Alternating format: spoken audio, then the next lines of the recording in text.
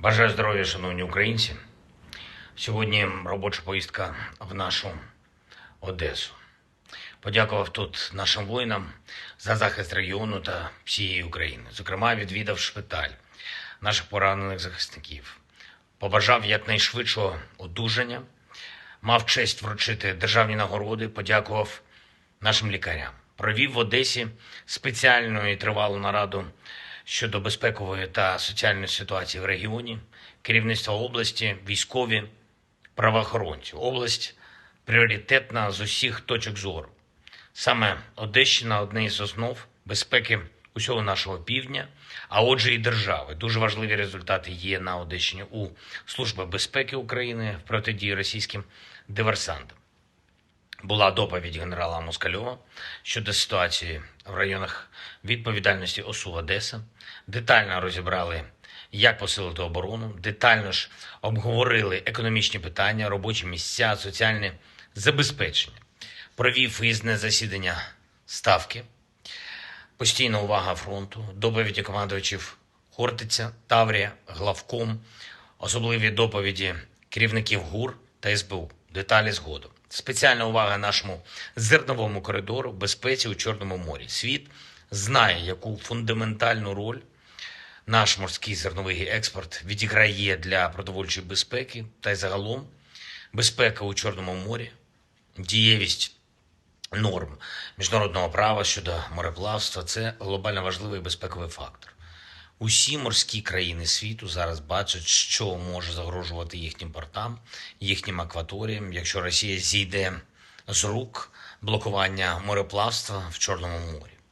Наведу лише один приклад. Наразі з 3 портів, які були погоджені в рамках Чорноморської зернової ініціативи, порт Південний фактично заблокований, понад 1,5 мільйони тонн агропродукції накопичено в одному Південному. І це зерно, яке очікують щонайменше 10 країн світу, зокрема Туреччина, Єгипет, Бангладеш, Китай. Очевидно, чим менше продовольства постачається у ці країни, у ці регіони, тим вище там ціни на їжу, тим більше втрачають люди в цих країнах зі своїх сімейних бюджетів. Тобто блокада одного порту в Україні створює надзвичайно серйозні ризики для різних народів, причому, зокрема, для тих, відносно з якими Росія ще й намагається спекулювати. І я дякую усім в світі, хто допомагає нам збільшувати простір безпеки в Чорному морі, хто тисне на Росію задля розблокування постачання продовольства. Провів сьогодні в Одесі нараду щодо розвитку нашої портової інфраструктури. І ще одне. Працюємо над тим, щоб друга половина цього тижня була змістовною для наших відносин із партнерами. Наші міжнародники роблять все, щоб цей тиждень можна було завершити потрібними Україні новинами.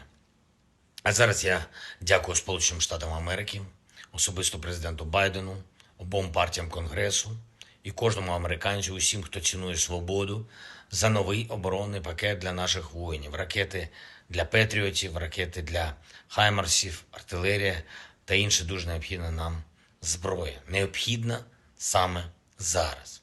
Слава усім нашим воїнам, хто зараз в бою заради України, хто на бойових постах, у бойових завданнях. Дякую усім, хто працює заради нашої держави. І дякую тобі, Одеса, за цей день. Слава Україні!